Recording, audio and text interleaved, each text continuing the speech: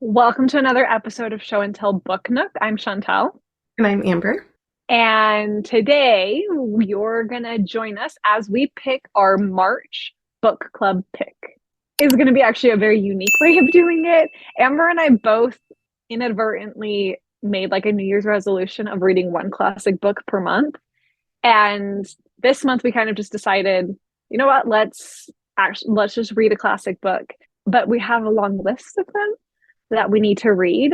And rather than us pick and exclude some and all of that, we decided to let fate, I guess, pick which book we're going to read this month. So we have a lovely wheel that Amber prepared, and it has a bunch of different books on it. And we're going to kind of explain what books we picked and why. And then we will spin it to find out which one we are reading for this month. I'm excited. I feel like if I hate it, I can blame it on the wheel and it's not my poor judgment in picking a book, you know? We should make one of these for like our TBR pile because I feel like this is a great way to do it. Then you actually read them. All right, what books do we have? We have Catcher in the Rye, Persuasion, Tale of Two Cities, The Hobbit, Northanger Abbey, Old Man in the Sea, The Bell Jar, Grapes of Wrath, Slaughterhouse-Five, Handmaid's Tale, and Catch 22. So we basically got this list from Goodreads top 100 classic books. We took like the top 30 and then picked between the ones that I haven't read and Amber hasn't read and just compiled a list from there. Some of these, I'll be honest, I'm not looking forward to, so I'm crossing my fingers that the wheel does not pick those. Like Steinbeck, I really don't like Steinbeck, so I'm not looking forward to Grapes of Wrath. Are there any you are super hoping happen? A Jane Austen. We have two Jane Austen books on this list. They're good odds. Like Levi did a practice spin for me yesterday and got Persuasion, and it's like, oh, I hope. Maybe we should call him to come to spin the wheel. Right? Um, but I'm gonna be honest. If we get Tale of Two Cities, I'm gonna cry a little bit because Charles Dickens is possibly my least favorite classic author. Really? Huh. Well, for your sake, I hope not. That's so surprising. On the note of Great Expectations, I had to try to read Expectations in high school, like many of you also did. I never made it past page 87. I tried picking that book up several times, and to this day, decade later, I can tell you I never made it past page 87. Well, I have read it. So I like A Christmas Carol by Charles Dickens, but maybe you are right, and I don't actually like Charles Dickens all that much because Great Expectations was not a great book. And it's not even one of those classic books where you're like, okay, this sucks, but I'm still thinking about it days or weeks or years later, like we did with Wuthering Heights.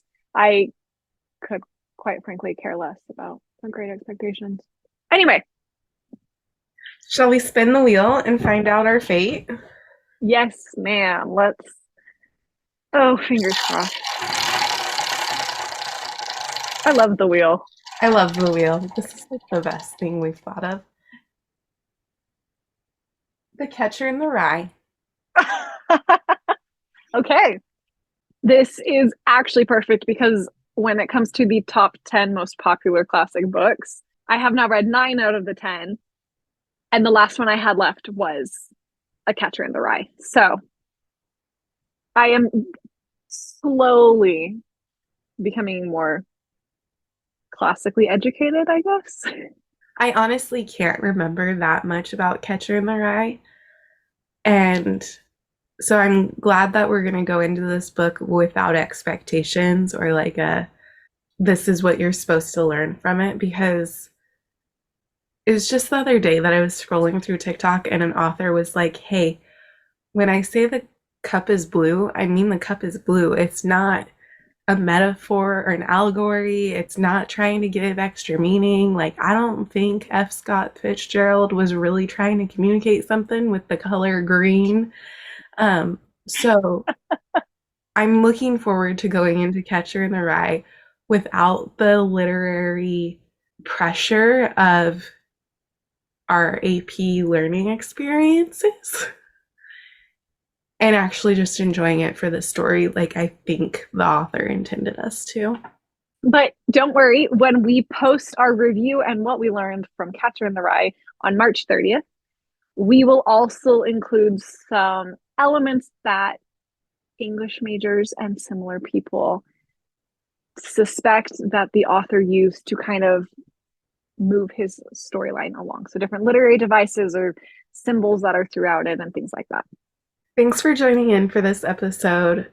Catch us next time when we give you our review, and let us know in the comments if you are a fan of Catcher in the Rye. And what classic book we should read next month, because yeah, we're going to slowly make our way through the classics, right? Yes, at least one a month. All right, well, don't forget to like and subscribe, leave a comment, and we will see you guys next time. So What's that? I don't know.